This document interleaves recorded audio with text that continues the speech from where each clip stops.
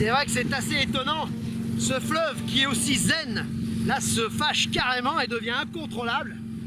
C'est l'une de nos régions favorites incontestablement sur le Laos. On vous invite à commencer votre voyage par là pour une immersion en douceur ou à le finir pour pouvoir se reposer et reprendre des forces après un périple en Asie du Sud-Est.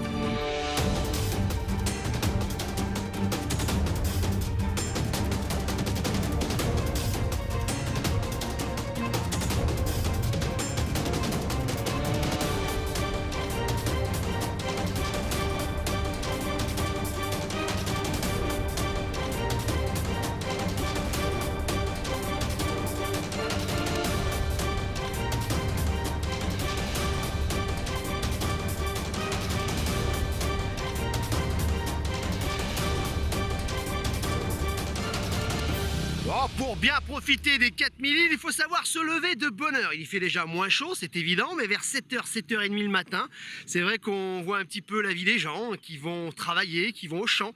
Les enfants vont à l'école vers 8h. C'est assez remarquable et on ressent le pouls de l'île qui est vraiment... Il y a quelques touristes, c'est vrai, surtout sur Dundet, mais pour le reste, ça reste quand même superbe, authentique, encore. En espérant que le tourisme de masse ne mange pas les 4000 îles de sitôt.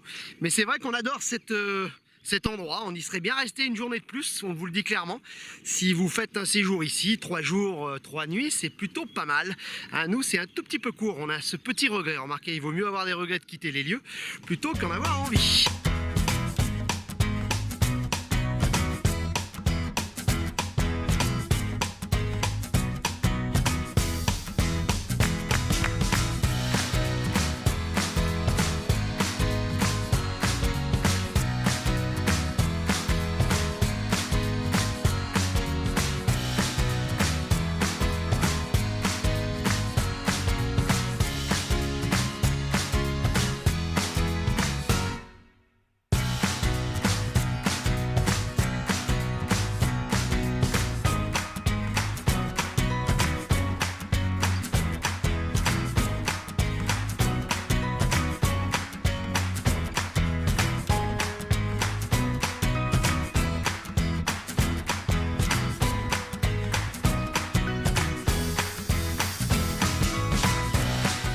Finalement, la meilleure façon de se déplacer sur les îles, c'est à pied.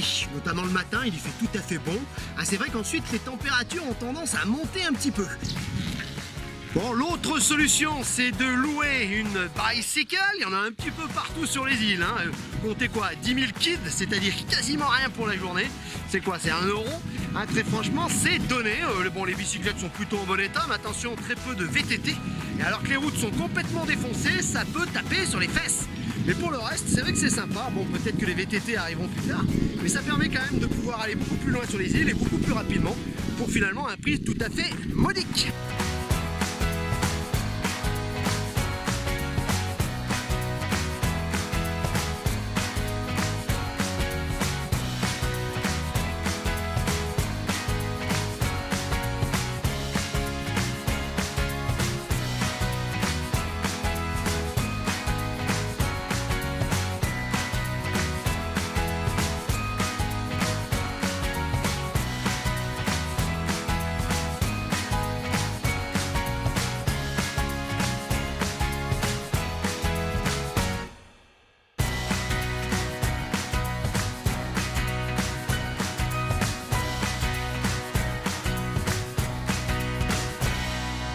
Le pont français qui relie Duncan à Dundet est le dernier vestige avec la locomotive et les bouts de rail qu'on a vu hier du rêve un peu fou des Français, de leur rêve indo-chinois de faire du Mékong finalement l'artère principale de leur colonie indo-chinoise, reliant quasiment toutes les colonies et le triangle d'or, quasiment pas de sa source, mais jusqu'au delta du Vietnam. En effet, les cascades ici, pratiquement 14 km empêchaient toute poursuite de marchandises et de navigation.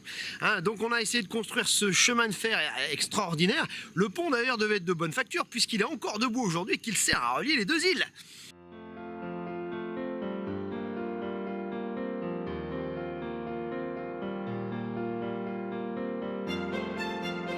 Allez, si vous êtes un petit peu en frais pour loger et vous offrir un petit peu une maison coloniale au cœur de l'île de Doncon, la seule d'ailleurs qui reste encore visible aujourd'hui, qui est parfaitement conservée, c'est l'hôtel Saladon. Alors c'est vrai qu'on a voulu au départ y loger, notamment en prenant sur Booking, mais bon, une cinquantaine d'euros environ la nuit.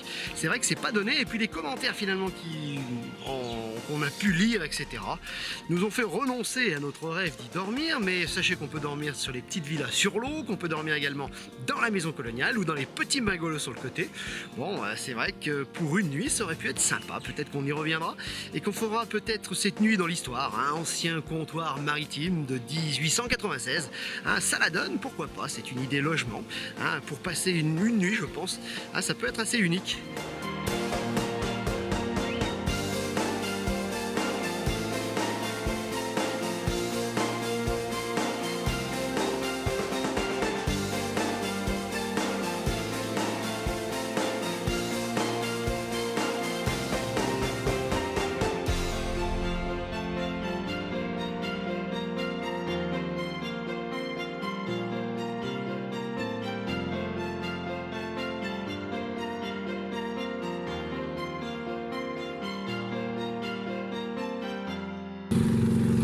Bon voilà, notre première étape s'achève, on quitte avec regret Doncon et Sipandan.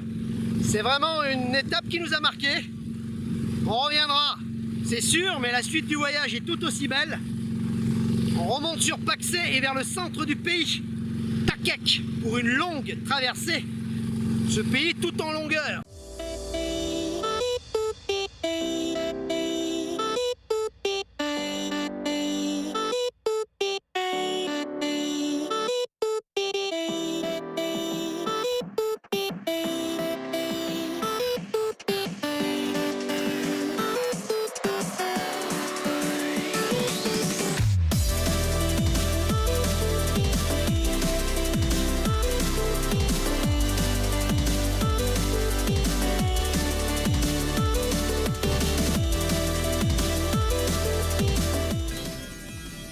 Trouver un transport au Laos, c'est pas évident, et en plus c'est pas donné. On est passé avec Mr. Luke et lui nous a dégoté un bon petit minibus et on ira même jusqu'à Takek si tout va bien.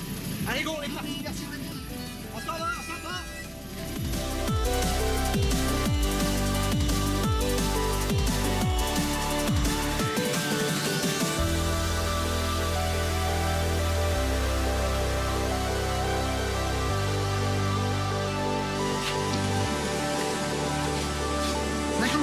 Pas donné. Allez, parti pour la visite de Kon Pateng. C'est véritablement les Niagara d'Asie du Sud-Est, rien moins que ça. Le prix est à la hauteur, évidemment, de sa réputation. 55 000, je vous l'ai dit quand même. Merci.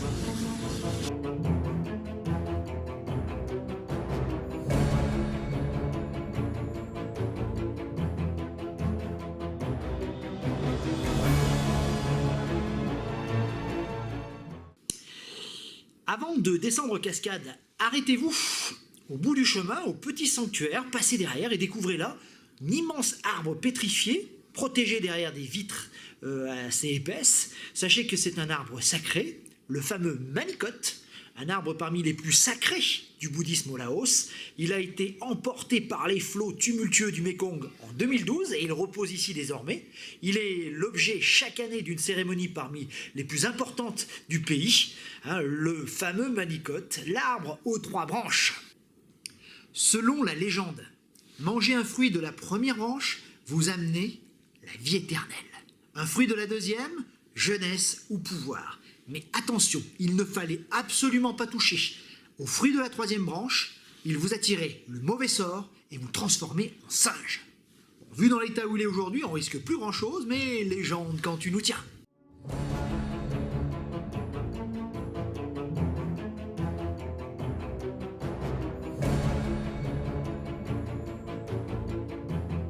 Bon alors pour venir jusqu'ici, 2 possibilités, soit vous passez par le bateau, on peut coupler ça avec la visite avec les dauphins, pourquoi pas. On atterrit par là, puis après on se rapatrie sur les cascades. Deuxième possibilité, venir par la route, c'est ce qu'on a choisi. Nous on a négocié le minivan pour venir ici, puis après remonter sur Paksé avec arrêt en route au Wat Phu. Ça nous fait une belle journée visite et ça nous permet de voir les cascades.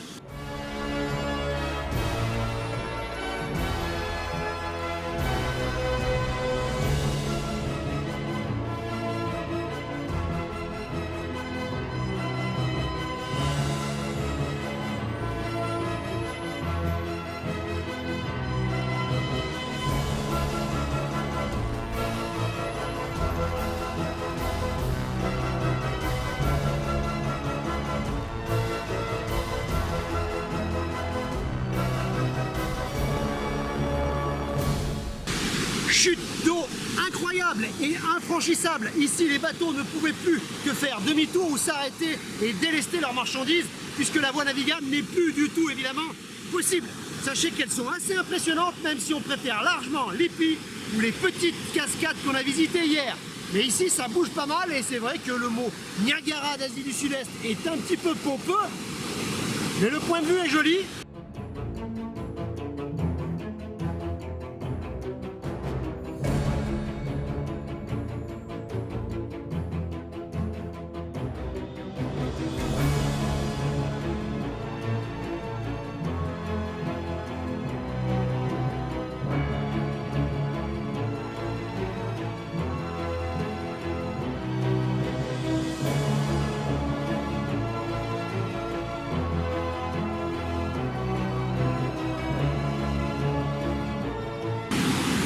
C'est vrai qu'arrivé au bout de la promenade, vous avez un petit escalier en pierre qui descend pour être au pied des cascades et là c'est assez magique.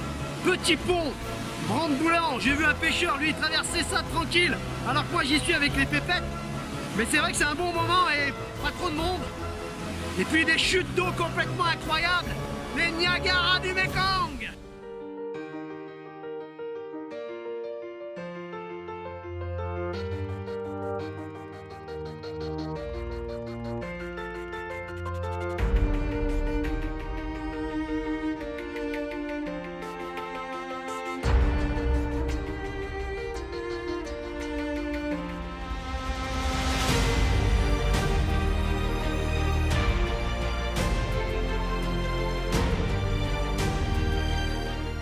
Le fameux temple de Wat Phu se situe à une quarantaine de kilomètres de Pak Se, 12 kilomètres de Champasak pour être exact.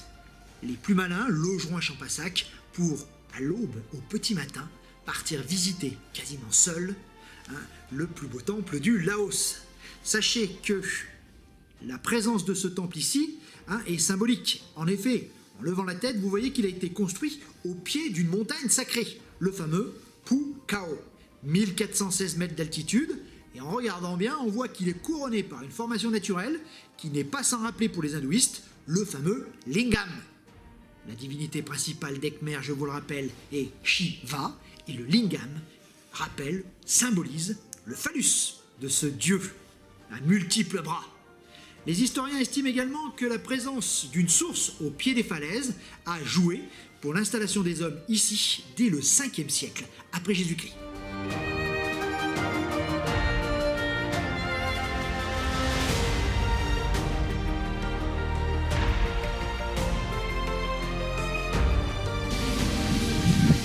Allez, 50 000 kits de l'entrée, pas donné, mais c'est l'un des plus beaux, le plus beau sans doute, site du Laos. Donc c'est parti pour la visite, 1h30, 2h à peu près. Nous sommes dans l'Empire Khmer, c'est parti. Bon, c'est vrai que la petite navette, petit machin à l'électrique, pourquoi pas, ça fait un peu touristos, mais enfin il fait facilement 40 degrés. Donc pour une fois on va faire les touristes et aller jusqu'au site avec ce petit truc électrique. En plus on ne pollue pas, donc un geste pour la planète.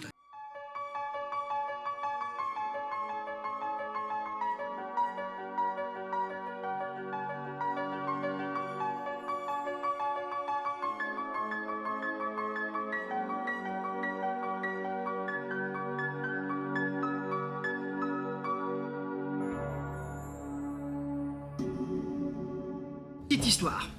Il faut savoir que Wat Phu serait le lieu d'origine de la première dynastie Khmer. En effet, existait autrefois, ici, elle dort sous les rizières de la campagne environnante, la fameuse cité de Shrestapura, construite dans un lieu hautement stratégique aux confluences entre le Mekong et la rivière Uki-Sa-Wa.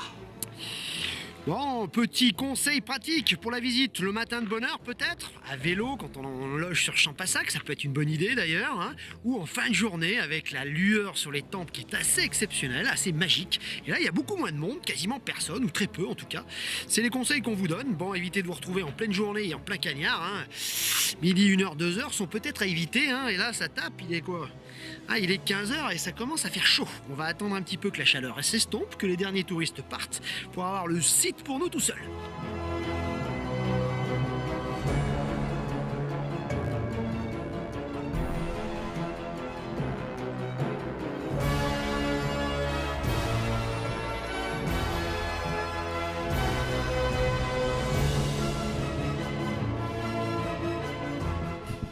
C'est assez incroyable de se dire que les temples d'Angkor où nous étions l'an dernier sont à quoi, une centaine de kilomètres d'ici, au sud-ouest. Sachez également que le temple que vous visitez aujourd'hui et l'ensemble des bâtiments datent environ du XIe siècle, l'apogée d'Angkor si on veut dire, hein, et que ce site est assez exceptionnel au Laos. Il marquait l'une des frontières du fameux empire Khmer qui s'étendait sur une grande partie de toute l'Asie du Sud-Est.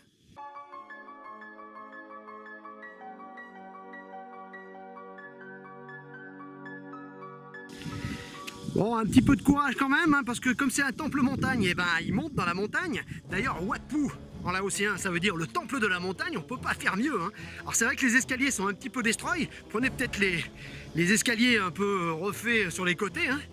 Mais pensez à prendre de l'eau, pensez à prendre votre courage à deux mains, et puis pensez que de là-haut, normalement, la vue doit être géniale. Et puis la grotte sacrée, la source sacrée nous attend.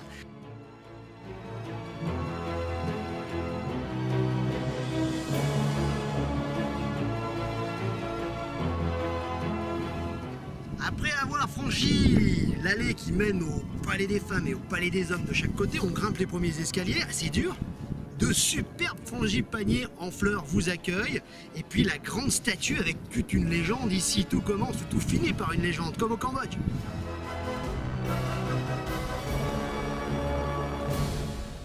Derrière moi, quand vous avez franchi la première terrasse et que vous alliez commencer la fameuse ascension vers le sanctuaire, la belle statue qui fait encore objet d'un culte assidu aujourd'hui, Phaya Komata, le fameux roi qui aurait fondé Wat Phu. Sachez pour la petite histoire qu'une légende très tenace voudrait que, à cette époque, les deux architectes de Wat Phu et d'Angkor et comment dirais-je se sont lancés un défi que le premier aurait fini. Certains pensent que c'est un temple à Takek. Bon, peu importe, hein, il y a différentes légendes.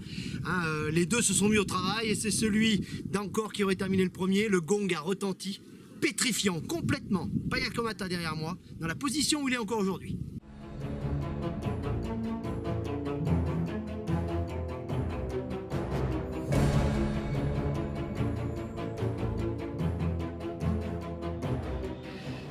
Alors c'est vrai que la chaussée qui mène au sanctuaire et qui commence à grimper super dur est complètement défoncée, mais c'est ce qui lui donne tout son charme. Et arrivé au bout, vous avez une porte faite de bois et de fleurs. Des beaux frangipaniers, sans doute centenaires, même plus, hein, vous accueillent et forment comme une porte d'entrée à cette chaussée qui a énormément bougé. Hein, mais sa fin de journée, c'est un romantisme fou. Alors c'est pas les temples d'Angkor, mais ça a un charme inouï.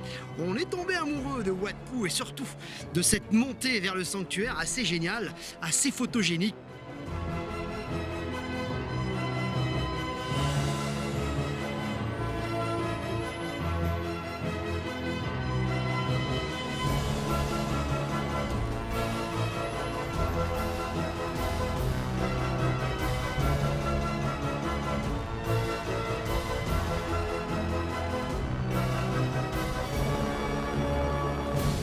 C'est vrai que du sommet, on voit bien les deux barailles hein, de chaque côté de la grande allée centrale qui servaient sans doute aux ablutions des fidèles et en même temps aux grands jeux nautiques. Hein, on retrouve ça évidemment encore qu'ici, c'est vrai qu'ils sont plutôt remarquables et toujours en eau, donc pourtant en pleine saison sèche. C'est plutôt à noter.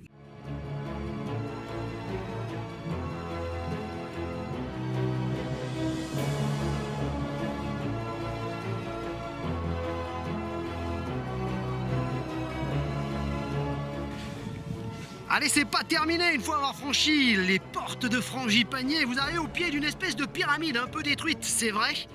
7 degrés de 11 marches chacune. À pleine chaleur, c'est dur, mais enfin, c'est une sorte de pèlerinage vers les cieux, il fallait souffrir un peu. Et je crois qu'on va se terminer là parce que certains du groupe d'ailleurs ont refusé de monter. Nadia est restée en bas avec la petite. Allez, c'est parti, on grimpe un peu, direction le sanctuaire. En plus, bon, c'est pas des marches, c'est des marches pour les géants. En tout cas, elles sont très très étroites, très difficiles. Faites attention à votre queue et à vos pieds également. Allez, go!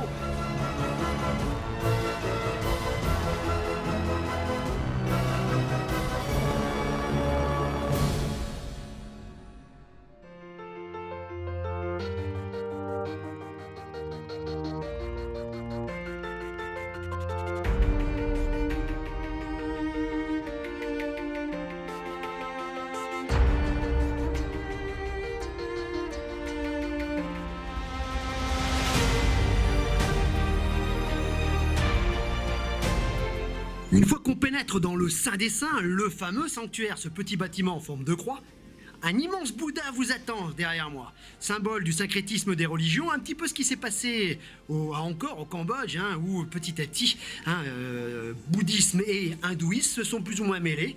Sachez qu'autrefois ici, il y avait un grand linga, un lingam, vous savez, ces pierres dressées qui représentaient le sexe de Shiva, en tout cas le symbole de Shiva, aujourd'hui disparu. Par contre, sur les linteaux extérieurs du sanctuaire, on retrouve pas mal de scènes brahmaniques, on retrouve Shiva combattant, etc. Donc les deux sont encore là, un Bouddha à l'intérieur et de l'hindouisme à l'extérieur.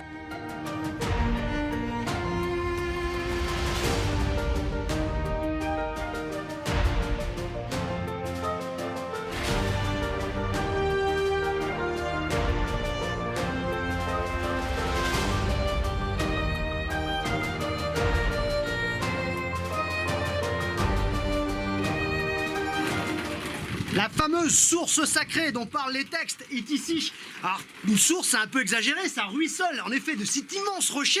On imagine que ça pourrait paraître complètement magique au 5e siècle après Jésus-Christ. Elle est récoltée dans un espèce d'énorme petit canal finement sculpté, super beau en tête de dragon. C'est un endroit assez magique, vu les plastiques qu'il y a autour et la fête qu'il y a eu hier, c'est encore en activité aujourd'hui et certains sont venus pour y puiser meilleur karma, ou en tout cas pour se laver de leurs imperfections ou je ne sais quoi, cette eau est sacrée. On va peut-être en prendre une petite gouttelette, on ne sait jamais.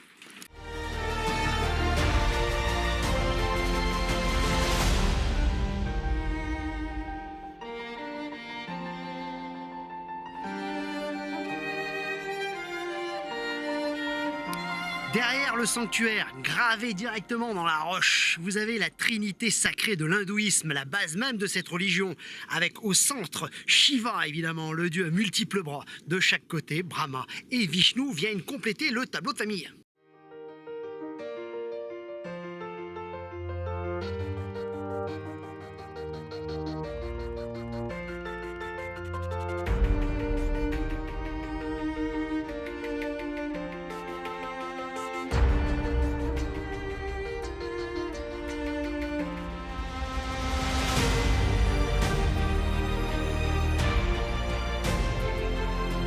Et là, tout moite, etc. En fin de visite, tout à fait, on tombe face à face de ça. Des immenses rochers monolithes, avec gravé dessus des immenses têtes d'éléphants. Alors Ganesha ou pas, on n'en sait rien. En tout cas, c'est sacrément impressionnant de se retrouver face à lui. Cet éléphant vous regarde dans les yeux.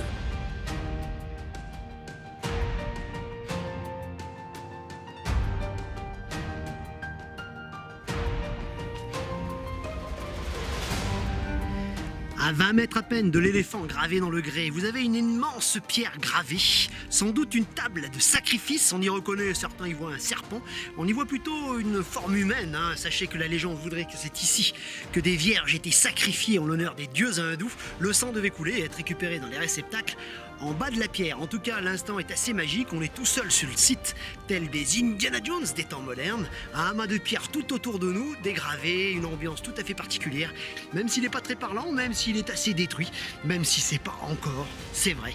Mais c'est super, Wat Phu, on vous conseille cette visite à faire absolument sur la région de Champasak.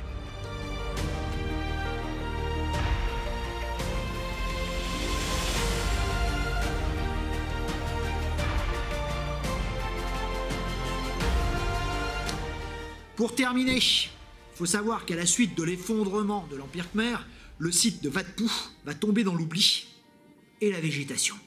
Et qu'il faudra attendre la visite d'un aventurier explorateur en 1867, Francis Garnier, pour redécouvrir le site. Un demi-siècle plus tard, Henri Parmentier, l'école française d'Extrême-Orient, viendra faire le premier rapport scientifique et révéler l'ampleur, toute l'ampleur de ce site fabuleux. Alors au final, le bilan de notre visite, on ne regrette pas d'être venu à Wat Phu sans conteste. Alors 50 000 kits c'est vrai, mais c'est pour la restauration, l'un des rares temples finalement, l'une des rares merveilles du Laos. Et ce pays est si pauvre que finalement c'est une obole. Si ça sert à la restauration évidemment et à la connaissance de ce site fabuleux, c'est donné.